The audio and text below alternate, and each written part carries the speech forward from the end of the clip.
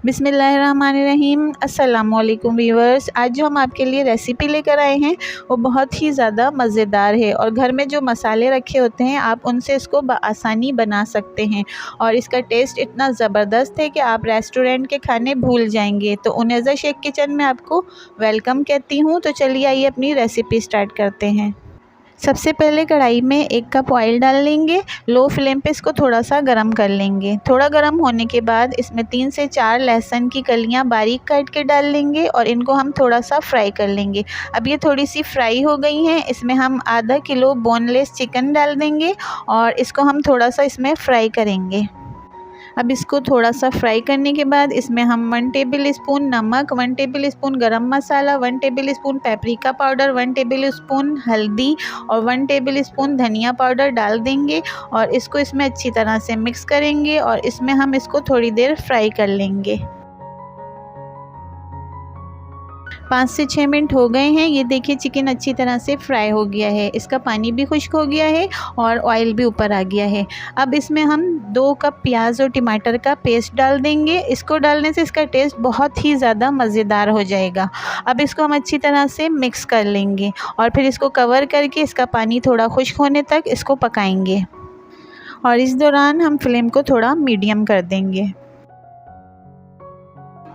10 minute तक प्याज और टमाटर का पेस्ट चिकन के साथ अच्छी तरह से फ्राई हो गया है और ऑयल भी ऊपर आ गया है। अब इसमें हम कुछ सब्जियां डालेंगे जिसमें प्याज, शिमला मिर्च और टमाटर शामिल हैं। अभी हम सिर्फ प्याज और इसमें शिमला मिर्च डालेंगे, टमाटर को हम एक साइड पे रख देंगे। इसको हम अच्छी तरह से इसके साथ मिक्स कर लेंगे। प्याज और शिमला मिर्च को अच्छी तरह से मिक्स कर लिया है। अब इसमें हम 1 टेबल स्पून ज़ीरा पाउडर डाल देंगे।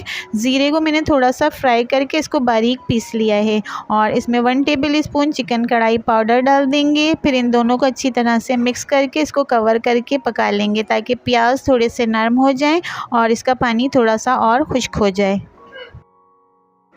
5 से 6 मिनट इसको थोड़ा और पकाने के बाद अब प्याज नरम हो गए हैं और इसका ऑयल भी ऊपर आ गया है। अब हम इसमें टमाटर डाल रहे हैं।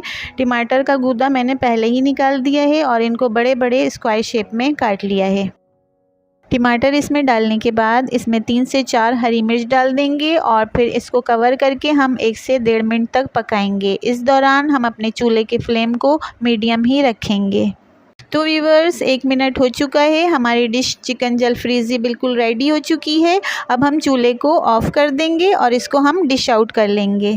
तो व्यूअर्स घर के मसालों से इतनी अच्छी और चटपटी रेसिपी आप भी बनाकर ज़रूर देखिएगा। मेरी वीडियोस पसंद आए तो मेरी वीडियोस को फ्रेंड्स के साथ शेयर करना और मेरे चैनल को सब्सक्राइब करना मत भूलिएगा। अपना बहुत सा ख्याल रखिएगा। अल्लाह हाफिज़।